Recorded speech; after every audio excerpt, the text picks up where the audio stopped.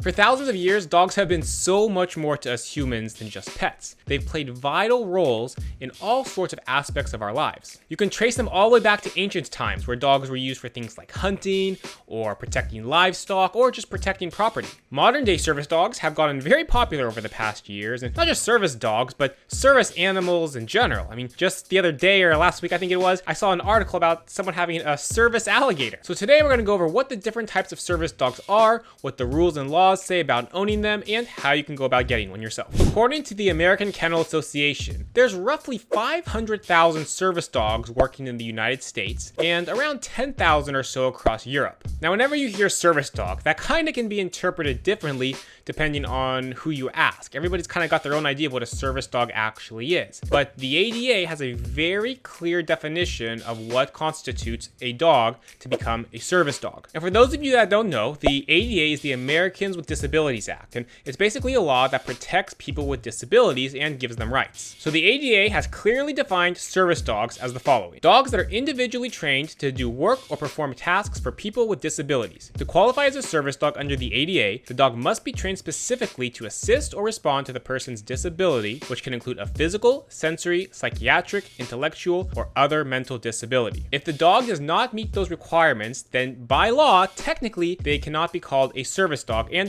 they don't have the same rights as service dogs. So to give you very specific examples of what service dogs actually do, here are 8 different types. The first one are seeing eye dogs, or guide dogs for the blind. This is one of the most common types of service dogs, at least for me whenever I think service dog. Like the name suggests, it's a dog that helps the person who's blind or has vision impairment navigate and kind of get around in the world. These dogs will be trained to detect when the light changes, so when someone's crossing the street, they only go when it's green, they don't go when it's red. They're trained to pay attention to traffic, so the human's getting ready to step off the curb and they're gonna get hit by a car, the dog will stop them. They basically function as the person's eyes. Hearing assistance dogs. These are dogs that are trained to assist people who have hearing disabilities. Essentially, these dogs are trained to alert their owners to different sounds. Things like doorbells, smoke alarms going off. In the olden days, before we had cell phones, that was the most common thing. They would alert when your landline phone would go off. Any kind of sound that the dog can hear, that's important for us humans, the dog is trained to alert to that.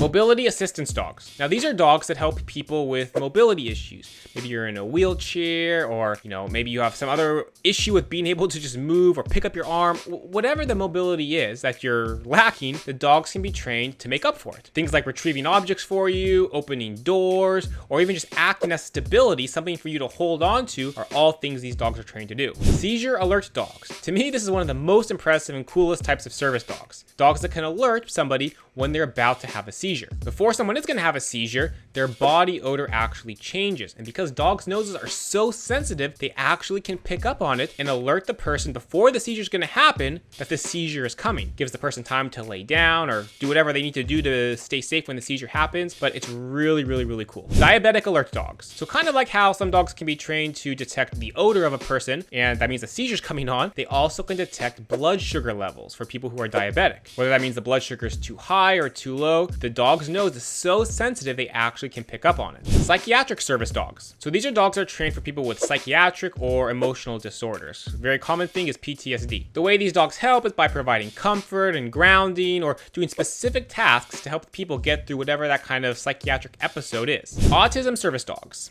These are dogs that are trained for people with autism spectrum disorders, and they do all sorts of things to help them out. They help people with things like emotional regulation, preventing wandering, or just being a companion in social situations. Allergy detection dogs. Whatever somebody's allergic to, the dog can be trained to smell and alert when that object or whatever that thing is close or nearby. A common allergen they do this with is peanuts. Very easy to train a dog whenever they smell peanuts to alert. General medical alert dogs. We've talked about seizures, we've talked about blood pressure, but dogs can also be trained to do all sorts of other things related to our bodies. They can be trained to alert on things like a drop in blood pressure, impending heart attacks. Some dogs now are even being trained to detect cancer. So those are the most common types of service dogs. By the way, if you're enjoying this video, do me a favor, hit that subscribe button. It would really help me on my journey to 100K. Now, the next thing we got to talk about is what types of legal rights do these types of dogs and their owners, by extension, actually have. Because by law, these types of dogs are considered working animals and they're not considered pets, you're allowed to bring service dogs in lots of different places that normal dogs that you just have as a pet, companion,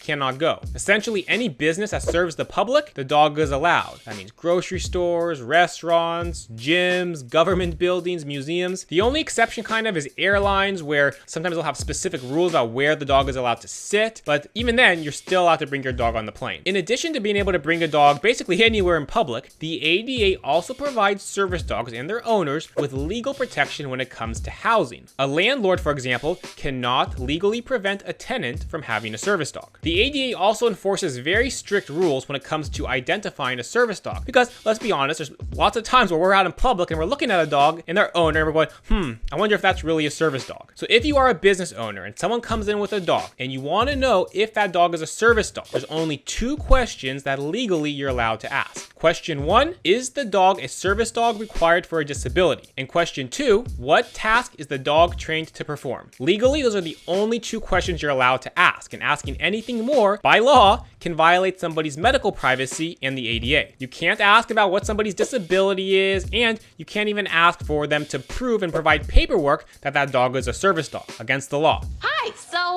what the hell is this? Now, when we talk about service dogs, sometimes you'll hear words like therapy dog or emotional support dog or emotional support animal get thrown around as well. So let's talk about the difference. So first, let's talk about working dogs. And for the most part, working dogs are not considered to be service dogs. And honestly, they don't really need the legal protection anyways, because they're trained to do very specific things at certain locations. Some examples are hunting dogs, herding dogs, or dogs used by police. Dogs that are trained to detect explosives, to detect narcotics, those dogs you see at the airport going around sniffing for bombs. Those technically, by law, are not service dogs. Now here's the big one, and the common one lately: therapy or emotional support dogs. Legally, under the ADA, an emotional support dog is not a service dog because they are not trained to perform a specific task. Therapy dogs are trained to provide comfort and affection just simply by their presence, and they'll bring them to hospitals for people that are sick, people on hospice, any kind of place just to kind of cheer up the people. Now, it might seem subtle, the difference between a service dog and a therapy dog or an emotional support dog, but when it comes to the legal protection, it's drastically different. So a dog that's trained to detect the onset of somebody's anxiety attack and then alert them and protect them during that attack, by law, under the ADA, that is technically a service dog. However, an emotional support dog that's just providing comfort for the owner who is having an anxiety attack or panic attack and is providing that comfort just simply by being there,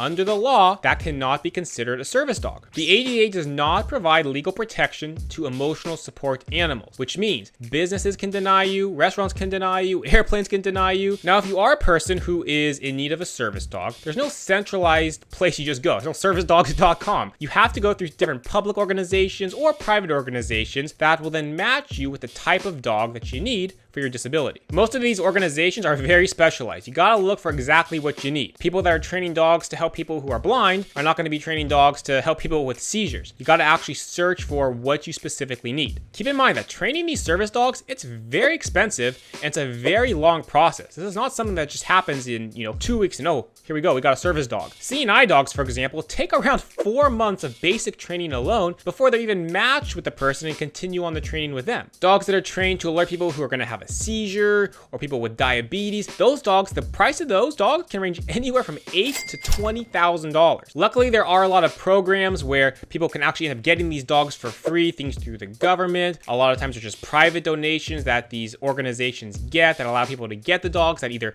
a way cheaper price or sometimes for free. But it is a big process and a big commitment that these organizations go through to train these dogs to perform the tasks that they do. All right, guys, that's all for today. Thanks for watching. If you enjoyed this video, be sure to hit that like button, subscribe to the channel, and hit that bell so you get notifications when new videos go live. And if you ever need a little extra help training your dog, check out my website, brightdog.com. See you next time.